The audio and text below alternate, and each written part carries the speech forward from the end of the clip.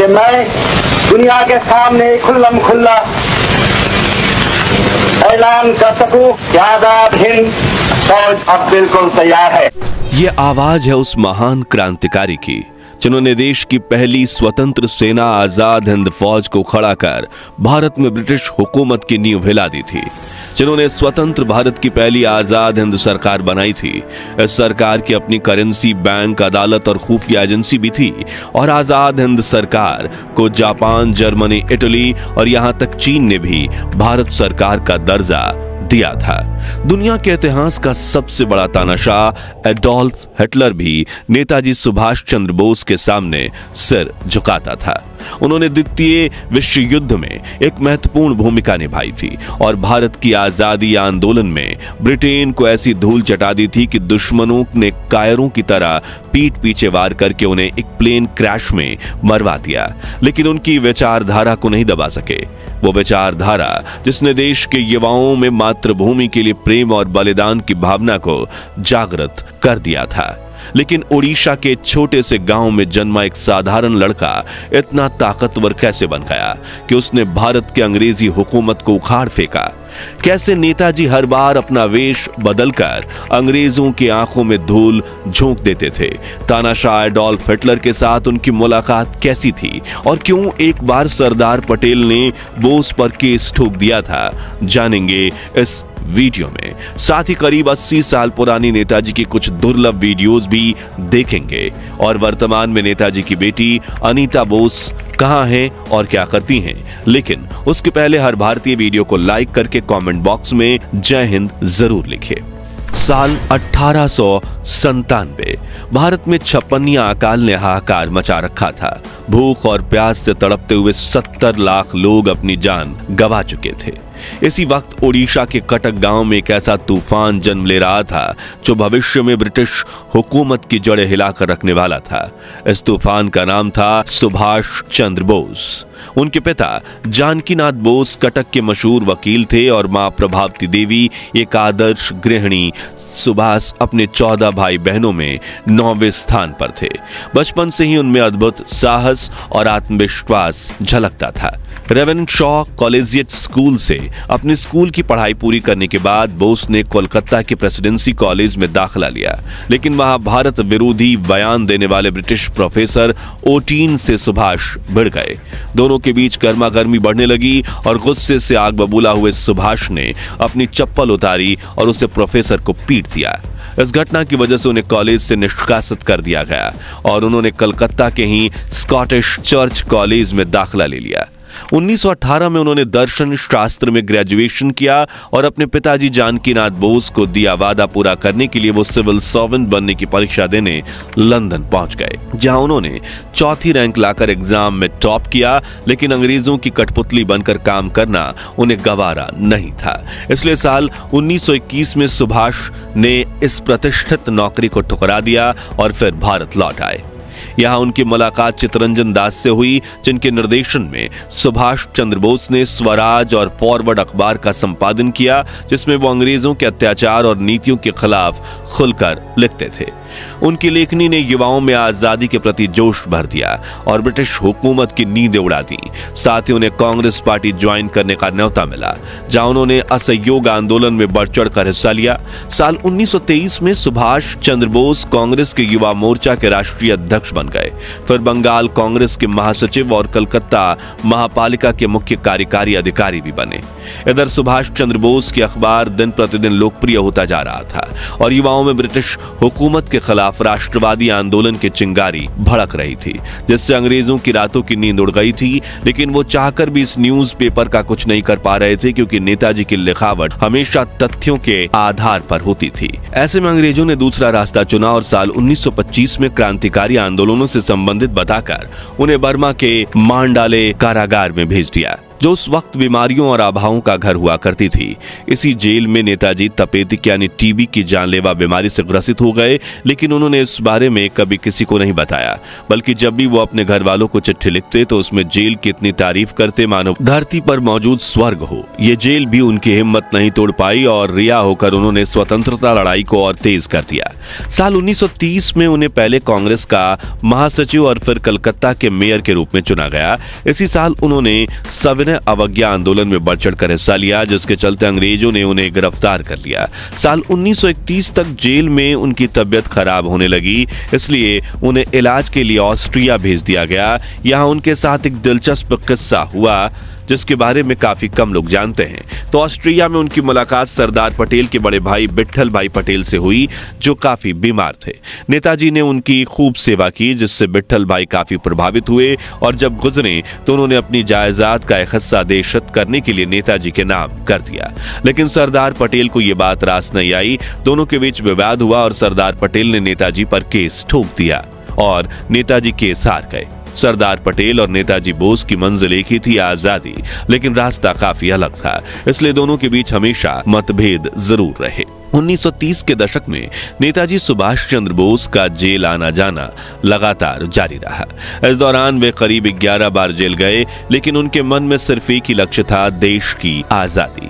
नेताजी विदेश जाकर कई बड़े नेताओं से मिलते और भारत को स्वतंत्रता दिलाने के लिए उनके सहयोग मांगते।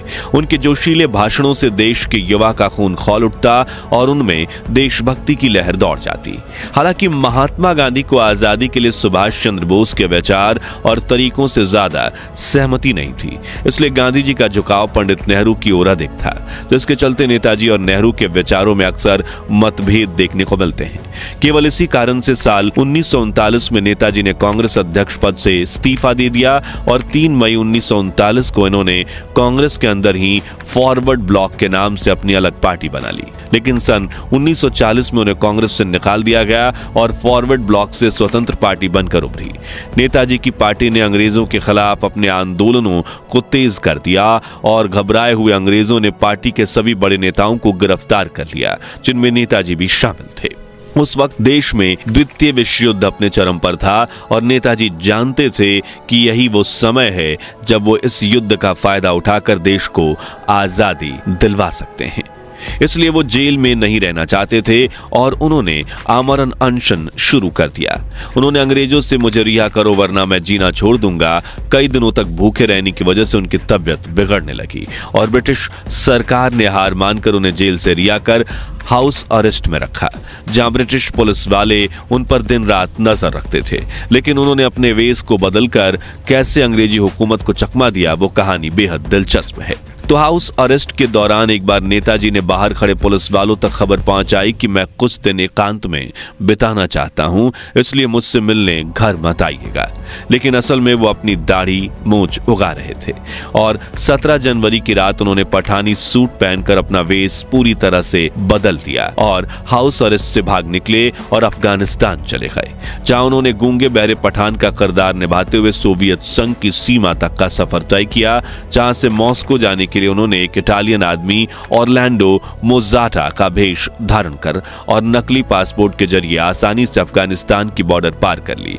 भारत में अंग्रेजों को लगभग 4 से 5 दिनों तक यह समझ में ही नहीं आया कि नेताजी सुभाष चंद्र बोस गायब हो चुके हैं और जब उन्हें इसकी खबर मिली तब तक बहुत देर हो चुकी थी। इस बीच नेताजी मॉस्को पहुंच चुके थे, जहां उन्होंने ब्रिटिश शासन के खिलाफ जर्मनी से मदद मांगने की योजना बनाई। अपने इस मिशन के तहत नेताजी सीधे जर्मनी के तानाशाह एडोल्फ हिटलर से मिलने पहुंच गए। हिटलर भी नेताजी के अदम्य देश प्रेम और उनके साहसिक कारनामों के बारे में सुन चुका था और यही वजह थी कि वह भी नेताजी से मिलने को उत्सुक था। यह मुलाकात इतिहास के उन पलों में से एक थी जिसने स्वतंत्रता संग्राम को एक नई दिशा दी। 29 मई 1942 को नेताजी सुभाष चंद्र बोस की मुलाकात हिटलर से हुई। हिटलर ने उनसे मिलने से पहले अपने कई बहुरूपियों को भेजा, लेकिन नेताजी ने उन्हें तुरंत पहचान लिया। इससे प्रभावित होकर हिटलर खुद मिलने आया।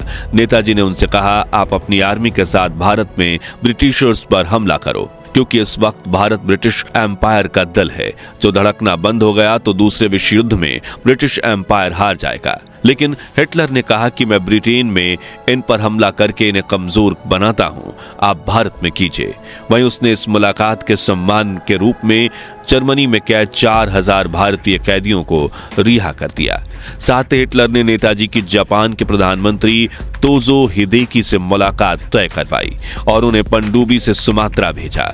इस प्रकार नेताजी सबमरीन में सफर करने वाले पहले भारतीय बने। सुमात्रा से विमान द्वारा टोक्यो पहुंचे, जहां तोजो ने उन्हें समर्थन दिया और ब्रिटिश सेना के भारतीय कैदियों को रिहा कर दिया।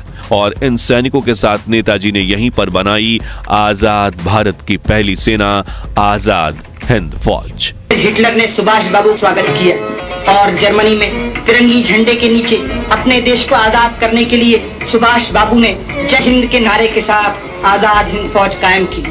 नेताजी की इस फौज ने सिंगापुर, बर्मा और मणिपुर में ब्रिटिशर्स के खिलाफ युद्ध लड़ा और जापान को जीत दिलवाई, जिससे खुश होकर जापान ने न सिर्फ आजाद हिंद फौज को फंड्स और हथियार सप्लाई किए, बल्कि अपने मित्र राष्ट्रों में उनकी फौज को अपनी मिलिट्री बेस बनाने की अनुमति भी दी। इसी बीच जापान नियंत्रित सिंगापुर में इंडियन इंडिपेंडेंस लीग यानी आजाद हिंद संघ के प्रधान रास बिहारी बोस ने नेताजी को सिंगापुर आने का इनविटेशन दिया और 2 जुलाई 1943 के दिन नेताजी सिंगापुर पहुंचे।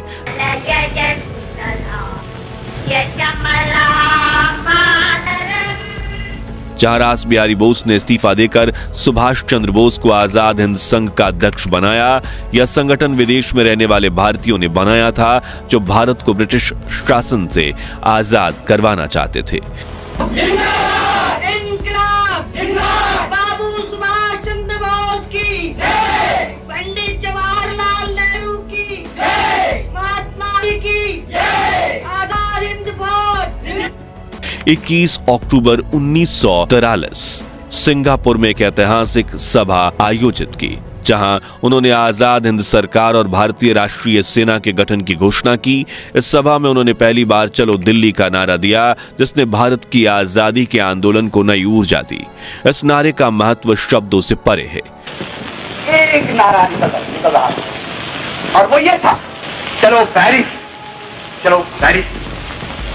तो है फ्रांस की राजधानी और पेरिस पर कब्जा करने से फिर फतेह हो सकती। तो इसलिए उन लोगों के मुंह से वो एक ही नारा निकल रहा था, चलो पेरिस, चलो पेरिस। लड़ाई छिड़ गई तो जापान के बहादुर सिपाहियों के मुंह से सिर्फ एक ही नारा उस पर निकल रहा था, चलो सिंगापुर, चलो सिंगापुर।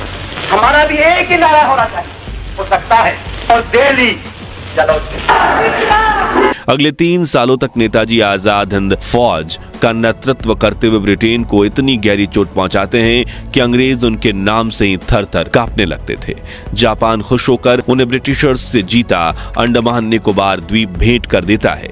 इसके साथ आजाद हिंद फौज अब भारत की सरजमी पर कदम रखती है। यहाँ वो अपनी आजाद हिंद सरकार बनाते हैं, जो पूरी तरह इंडिपेंडेंटली ऑपरेट करती थी, और उनके भाषणों ने इंडिया मैनलैंड के युवाओं में भी आजादी की चिंगारी भड़का दी थी और हजारों लोग आजाद हिंद फौज से जुड़ने लगे थे। उस वक्त नेताजी कुछ इस तरह भाषण देते थे। हमारे रास्ते में आएगी भूख, प्यास, तकलीफें, विपदें, मौत। कोई नहीं कह सकता है जिन लोग इस जंग में शरीक होंगे उनसे कितने लोग निकलेंगे जिंदा होगा। कोई बात नहीं है हम जिंदा रहेंगे या तो मरेंगे, कोई बात नहीं है। बात कोई सही बात यह है, अहम बात यह है, आखिर में हमारी कामयाबी होगी, हिंदुस्तान आजाद होगा।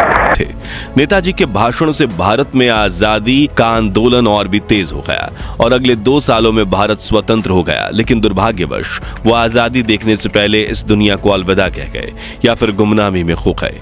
दरअसल 18 अगस्त 1945 को नेताजी सुभाष चंद्र बोस सिंगापुर से बैंकॉक होते हुए सेगोन पहुंचे।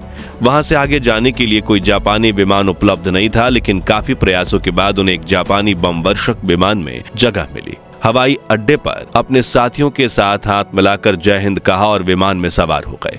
कुछ ही देर बाद विमान क्रैश हो गया और नेताजी की मौत हो गई। और जब यह खबर देश में फैली तो पूरे देश में मातम फैल गया था और हर तरफ यही चर्चा हो रही थी कि अंग्रेज नेताजी के प्रभाव से इतना डर गए कि उन्होंने कायरो की तरह पीठ पीछे वार किया और साजिश से नेताजी को मरवा दिया। मित्रों, हमारी इस पेशकश में तो सिर्फ नेताजी के जीवन की कुछ झलकियां थीं, लेकिन उनके जीवन से जुड़े ऐसे कई पहलू हैं जो आज भी रहस्य बने हुए हैं, जैसे कि सीक्रेट लव स्टोरी और प्लेन क्रैश के वक्त उनके पास मौजूद करीब 80 किलो सोना और करोड़ों रुपयों के अचानक गायब होने की मिस्ट्री। मिस्ट्री और सबसे बड़ा उनकी मौत का रहस्य, जिसे लेकर कहा जाता है कि नेताजी प्लेन क्रैश में बच गए थे और गुमनामी बाबा बनकर 1985 तक जीवित रहे थे। और वर्तमान में नेताजी की बेटी अनीता बोस कहां हैं और क्या करती हैं? तो अगर आप नेताजी के बारे में और भी अनसुनी अनकही कहानियां जानना चाहते हैं तो कमेंट बॉक्स में नेक्स्ट पार्ट जरूर लिखिए। ये वीडियो पसंद आई हो तो इसे लाइक और शेयर करें, 5100 लाइक्स जरूर करवा दीजिए और ऐसी ही अनकही अनसुनी कहानियों के लिए हमारे चैनल को सब्सक्राइब करके पास वाली घंटी बजाना मत भूलिएगा। जय हिंद, जय भारत।